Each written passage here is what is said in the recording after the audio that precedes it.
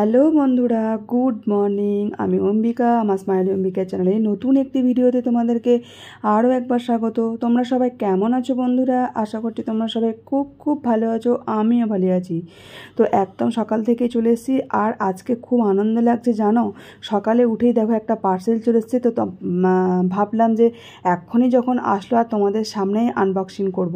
আর এত এক্সাইটেড লাগছে, তো দেখো এই সেই জিনিসটা আমার, এটাই আমি অর্ডার দিয়েছিলাম, বড় ফ্লাওয়ার ভাসটা। তো আমার আগে একটা বড় ফ্লাওয়ার ভাস ছিল, সেটা আর কি জাস্ট কোনো কারণবশত ভেঙে গেছে। তো পরে আমি এই রিসেন্ট কিছুদিন আগে অর্ডার দিয়েছিলাম, তো এই জাস্ট কিছুক্ষণ আগে আসলো, আর দারুণ আনন্দ লাগছে। আর সানফ্লাওয়ারটা আমার ছিল আগে থেকে, যেহেতু আমার ফ্লাওয়ার ভাসটা একটা ছিল বলেছিলাম। তো দেখো, তো দারুণ লাগছে, খুব সুন্দরভাবে সাথে সাথে আমি সাজালাম। আর কোনো জিনিস মানে ডেলিভারি আসা মানে সেটা কতক্ষণে খুলবো, এই যে একটা আগ্রহ থাকে, আর খুব মনে আনন্দ লাগে গো। তো দেখো, তারপর টুকটাক মোটামুটি ঘরের কাজকর্মগুলো করে নিয়েছি, বিছানা টিছানা গোছানো। তারপর তোমাদের দাদাভাই এসছে, দাদাভাই দেখছি বেশ কিছু সবজি নিয়ে এসছে। আর আজকাল একটা স্পেশাল কিছু রান্না হবে, সেটা দেখতেই পেলে। আর দেখো মানে দেখাচ্ছি, বলছি। আর আমি কি করলাম, আমি সবজিগুলো আর কি পুরো টোটালি সব ধুয়ে নিলাম। আর রেগুলার বাজার থেকে যখনই সবজি আনে না কেন, আগে আমরা ধুয়ে ভালো করে জল ঝরাতে দিয়ে দিই, তারপর আর কি সেগুলোকে ফ্রিজে ভরে রাখি। তো সাথে সাথে এনে ফ্রিজে ভরি না, কেন কি ধুলো ময়লা নোংরা অনেক কিছু থাকে, তারপর বাইরের জার্মস অনেক কিছু থাকে। আর দেখো, তোমাদের দাদাভাই নিয়ে এসছে চিকেন, প্লাস মানে প্রায় 45 দিন পর আর কি চিকেন রান্না করছি। তো বুঝতে পারছো, অনেকটা এক্সাইটেড আর খুব আনন্দ লাগছে। তো এতদিন তো আমার খাওয়া মানে চলতো না, মানে খাওয়া চলবে না এরকম একটা ব্যাপার ছিল। তো যাই হোক, মানে অপারেশনের পর, আফটার ওটির পর আমি এই ফার্স্ট টাইম মানে 45 দিন পর আমি চিকেন রান্না করব আজকে। তো বেশ আনন্দ লাগছে, খুব আনন্দ লাগছে। চিকেন একদিন খেয়েছিলাম যদিও মার বাড়িতে, তো কিন্তু মানে আমি আজকে বাড়িতে ফার্স্ট টাইম এই করলাম এই 45 দিন পর। তো বেশ ভীষণ ভালো লাগছে। আর মাংসটা ভালো করে ধুয়ে নিয়ে তো তোমার একটু লেবু দিয়ে রাখলাম। তো দাদাভাইকে বলেছিলাম যে দই আনতে, টক দই, তো টক দইটা আনতে ভুলে গেছে। তো যাক, কোনো ব্যাপার নেই। তো আমি ভালো করে ধুয়ে নিয়ে আগে কড়াইয়ে তেল বসিয়ে দিলাম। তো তেল দিয়ে আগে আলুগুলো ভালো করে ভেজে নেব। মাংসে একটু দেখবে আলু না হলে ভালো লাগে না, আমার তো বেশ ভালো লাগে, মাংসের আলুটাই আমার খেতে বেশি টেস্ট লাগে, তাই না? তোমাদের কার কার ভালো লাগে তোমরা বলো তো। আমার কিন্তু মাংসের আলু আমার হেভি লাগে, দারুণ লাগে। তো দেখো, মাংসের আলুগুলো ভালো করে আর কি ভেজে নিলাম। তো তারপর আর কি মাংসটা চাপিয়ে দেবো।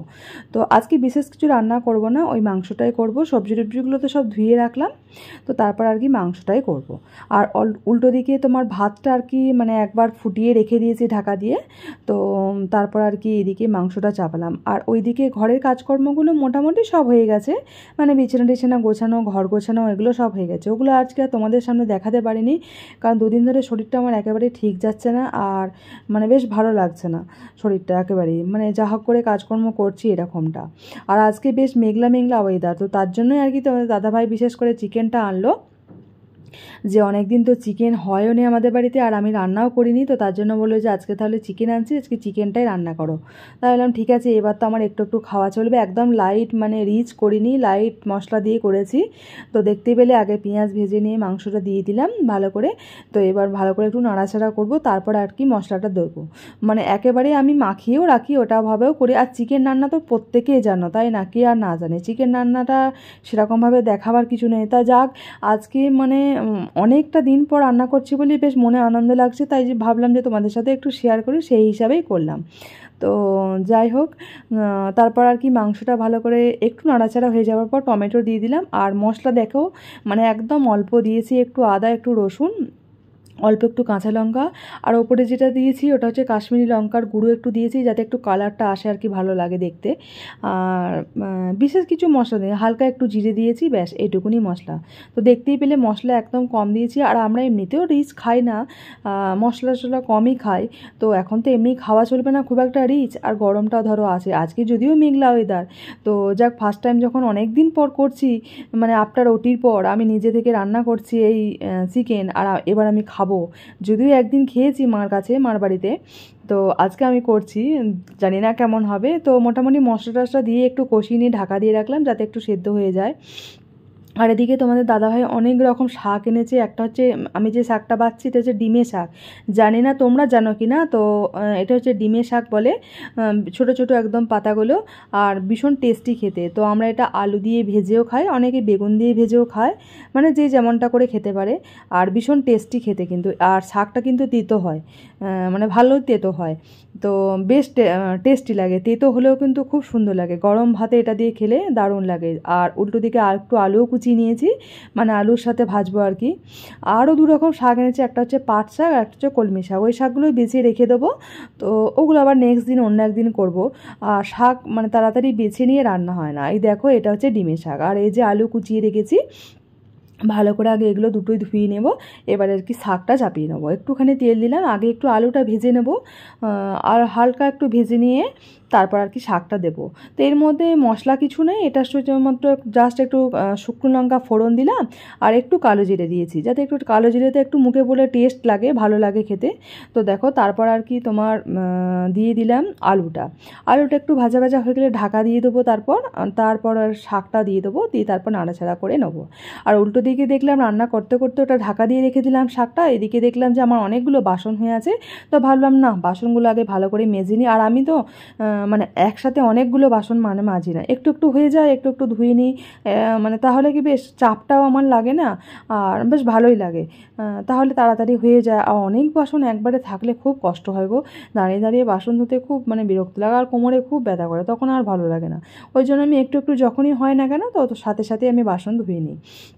আর ওদিকে আমার আলুটা যে ভাজতে দিয়েছি আর কি, আলু আর ওই যে ডিমের শাকটা রান্না করব, ওইদিকে ওইটা সিদ্ধ হয়ে যাবে, আর এদিকে আমার বাসন মাজাটাও কমপ্লিট হয়ে যাবে। আর চিকেনটা অলরেডি হয়ে গেছে, চিকেনটাও উল্টো দিকে ওইদিকে রান্না, মানে আর একটা যে তোমার ওভেনটা রয়েছে ওখানে রান্না করছি।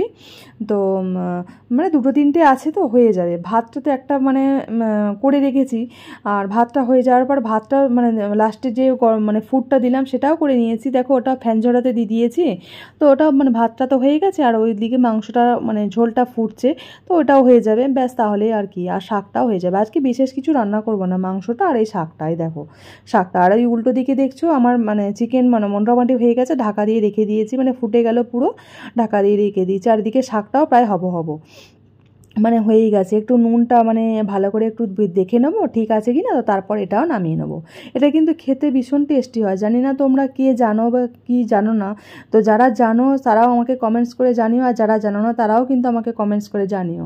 তো আমাদের কিন্তু ভীষণ ভালো লাগে। এই দেখো এটা হচ্ছে আমাদের মেনু চিকেন, বেশ রঙটা কিন্তু ভালোই হয়েছে না, কালারটা দারুণ এসছে, আর খেতেও টেস্টি হয়েছিল গো, বেশ ভালো লাগছিল। আর ওদিকে ওই যে বললাম শাকটা, আর তারপর আমি স্নান টান সমস্ত করে গ্যাস ট্যাস মুছে নিয়েছি, আর সেগুলো তোমাদের সাথে শেয়ার করতে পারিনি। তো তারপর চলে এসেছি পুজো দেবো বলে। আর আজকে জানো তো ফুলগুলো নিচের বাগান থেকে নিয়ে এসেছি তুলে, তোমাদের দাদাভাইকে আনতে বলেছিলাম, আনতে ভুলেই গেছে। তো দেখো তাই মানে হয়ে যাওয়ার পর আমি আর কি তোমার ঠাকুরকে পুজো দিয়ে দেবো। আগে আমার তুলসী গাছে দিয়ে দিচ্ছি। দেখো না তুলসী গাছে একটা দেখতে পাচ্ছ একটা গাছ রয়েছে, এটা হচ্ছে নয়নতারা ফুলের গাছ। তো এই গাছটা যেন আমি লাগাইনি, এটা এমনি থেকেই হয়ে গেছে, আর এমনি থেকে হয়ে গেছে, তুলতেও খারাপ লাগছে, মায়া লাগছে, আর বেশ ফুল ফুটছে যেন, প্রত্যেক দিন 6টা-7টা করে ফুল ফোটে, খুব খারাপ লাগছে, মায়া লাগছে। তুলসী গাছের কাছে কোনো গাছ রাখতে নেই সেটাও জানি, মানে কোন দিকে যাব সেটাও বুঝতে পারছি না। তো ভাবছি এবার কিছুদিন হলে তুলেই ফেলে দেবো। আর ফুল দিচ্ছে তো গাছটা, সেই মানে গাছটাকে তুলতেও ভীষণ কষ্ট লাগছে। তো যাই হোক, দেখি কি করা যায়, কটা দিন ভাবছি কি করা যায়। তো আমি তারপর আর কি ভালো করে পুজোটাও দিয়ে নিচ্ছি, পুজোটা দেওয়া হয়ে যাওয়ার পর তারপর ওদেরকে খাবার দিয়ে দেবো, আর সাথে আমিও খেয়ে নেবো, একসাথে আমরা খাওয়া দাওয়া করে নেবো।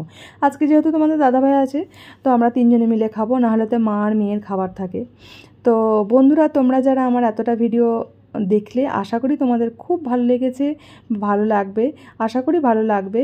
তো যদি তোমাদের একটু ভালো লেগে থাকে অবশ্যই একটু আমার বোন বা দিদি বা বন্ধু যাই বলো না কেন পাশে থেকো, আর সাথে থেকো, একটি লাইক করো, আর সাবস্ক্রাইব করতে কিন্তু ভুলো না বন্ধুরা। তোমাদের একটি লাইক আর সাবস্ক্রাইব কিন্তু আমাকে অনেকটা মোটিভেট করে পরবর্তী নতুন ভিডিও করতে। তো তোমরা সবাই খুব ভালো থেকো, সুস্থ থেকো, আর আমরাও খুব ভালো থাকবো, সুস্থ থাকবো। দেখো একদম খাবার নিয়ে চলে এসেছি। তো চলো আজকের মতো এইটুকুই, তোমাদের সাথে দেখা হবে পরবর্তী নতুন ভিডিওতে। চলো টাটা।